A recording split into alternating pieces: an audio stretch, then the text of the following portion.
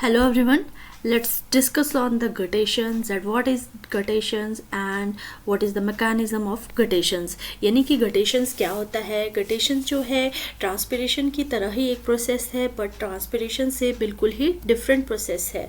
तो gradation के बारे में डिस्कस करते हैं. What is gradation? gradation का मतलब है कि जब वाटर जो है वाटर ड्रॉपलेट्स की फॉर्म में फ्रॉम द लीफ मार्जिन्स एक्सुड्यूट्स होगा. लीफ के मार्जिन से वाटर जो है वाटर के ड्रॉपलेट्स की फॉर्म में निकल रहा है एटमॉस्फेयर की तरफ, तो उसे हम गटेशंस कहते हैं. वाटर जो है स्टोमेटा से नहीं निकल रहा, यानी कि स्टोमेटा के जो स्ट्रक्चर है वो वाटर के जो वाटर को बाहर निकालने में हेल्प नहीं कर रहे हैं, बट ये कुछ अदर तरह के स्ट्रक्चर्स रहते हैं जिन्हें कि हम हाइड्राथोड्स कहते हैं, जो कि गटेशंस में इन्वॉल्व रहते हैं. तो गटेशंस जो है हाइड्राथोड्स की वजह से रहता है. तो हाइड्राथोड्स क्या होते हैं? Hydathodes are specialized pore located along with the margins and tip which secretes the water in the form of droplets. तो यस, आप यहाँ देख सकते हैं कि वाटर जो है ड्रॉपलेट्स की फॉर्म में निकल रहा है लीफ के मार्जिन के से और लीफ के टिप से. तो हाइड्राथोड्स जो हैं वो टिप पे और लीफ के मार्जिन पे रहते हैं. तो इस तरह के जो स्ट्रक्चर्स हैं वो बहुत ही स्पेशल स्ट्रक्चर्स होते हैं जो जिनमें खुद में एक पोर रहता है और वो जो है वो लीफ के मार्जिन्स के अलोंग रहते हैं. तो जो गटेशंस का प्रोसेस है उसे कैरी आउट करने में हाइड्राथोड्स का बहुत ही इंपॉर्टेंट रोल रहता है. तो आप यहाँ पे स्ट्रक्चर देख सकते हैं हाइड्राथोड्स का कि यहाँ पर जो है वो गार्ड सेल्स हैं और यहाँ एपिथम टिश्यूज़ लोकेटेड रहते हैं और ये जो है आपका ये ट्रैकियार्ड्स हैं.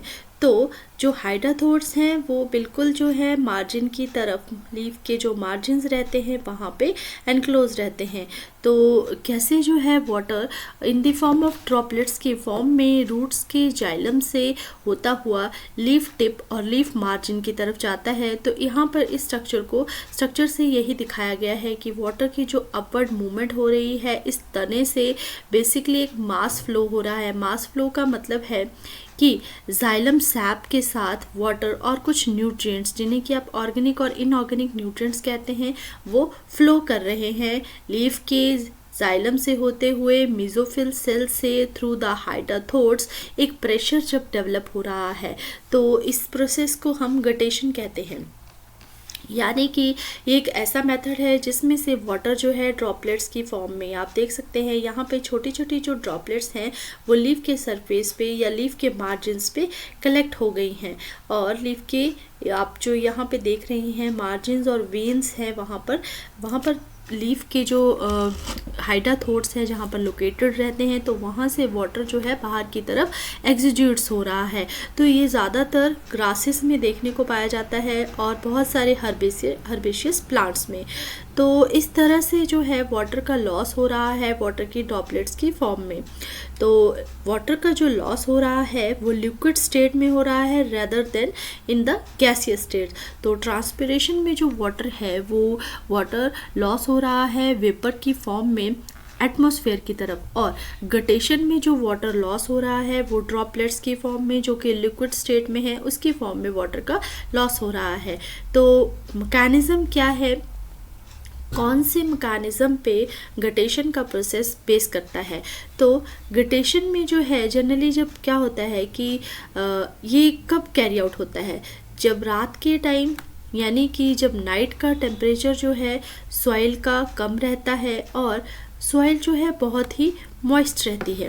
तो मैं यहाँ पे बता दूँ आपको कि जब सॉइल का जो टेम्परेचर है वो कम है और जो मॉइस्चर कंटेंट है वो ज़्यादा है तो उसकी वजह से जो है गटेशन का प्रोसेस कैरी आउट होता है. तो रूट्स क्या करेंगे, रात के समय रूट्स वाटर को एब्जॉर्ब करेंगी. तो जब रात के समय रूट वाटर को एब्जॉर्ब करेगी तो गटेशन का प्रोसेस कैरी आउट होगा. यानी कि हैवी रेन्स और रेन वाटर जब ओवरनाइट पानी में जो है पौधों की जड़ों में रहेगा तो उसकी वजह से क्या होगा कि रूट्स जो हैं वो अब्जॉर्ब करेंगी वाटर को with the high relative humidity जब रहेगी. तो ये कौन कौन से प्लांट्स में देखने को पाया गया है जनरली, ये आपका टोमेटो, पोटैटो और बहुत सारे ग्रासेस रहती हैं, वहाँ पर हाइडाथोड्स के मैकेनिज़्म की वजह से ही गटेशंस का प्रोसेस जो है वो कैरी आउट होता है। तो इसकी वजह से क्या होगा कि जब पानी ज़्यादा होगा तो एक प्रेशर डेवलप होगा रूट सिस्टम के ऊपर, जिसकी वजह से वाटर जो है अपवर्ड मूव करेगा और हाइडाथोड्स यानी कि रात के समय जब स्टोमेटास क्लोज रहेंगे तो हाइडाथोड्स जो है एक मिनिएचर पोर्स की फॉर्म में वाटर को रिलीज़ करने में हेल्प करेंगे और वाटर जो है पुश होगा अपवर्ड डायरेक्शन में। तो बहुत ही इंपॉर्टेंट कंपोनेंट है वाटर का loss in the form of liquid state. So बहुत सारे सेल्स इसमें इन्वॉल्व रहते हैं, जैसे कि एपिथम सेल्स की मैंने बात कही थी, एपिथम सेल्स, हाइडाथोड्स, इस तरह के जो सेल्स हैं वो वाटर के मैकेनिज़्म के लिए जो कि गटेशंस के थ्रू हो रहा है उसके लिए रिस्पॉन्सिबल रहते हैं। सो ये सारा का सारा जो प्रोसेस था ये गटेशन का प्रोसेस था, जिसमें कि बताया गया कि वाटर जो है कैसे लिक्विड स्टेट में एटमॉस्फेयर में जा रहा है, और एक ट्रांसपिरेशन का प्रोसेस है जिसमें वाटर जो है वेपर्स की फॉर्म में किस तरह से एटमॉस्फेयर की ओर जा रहा है। तो दोनों ही स्टेट्स में फ़र्क है, दोनों के मैकेनिज़्म में बहुत ही डिफरेंस है। सो यही था सारा गटेशंस के बारे में एक ओवरव्यू। Thank you everyone.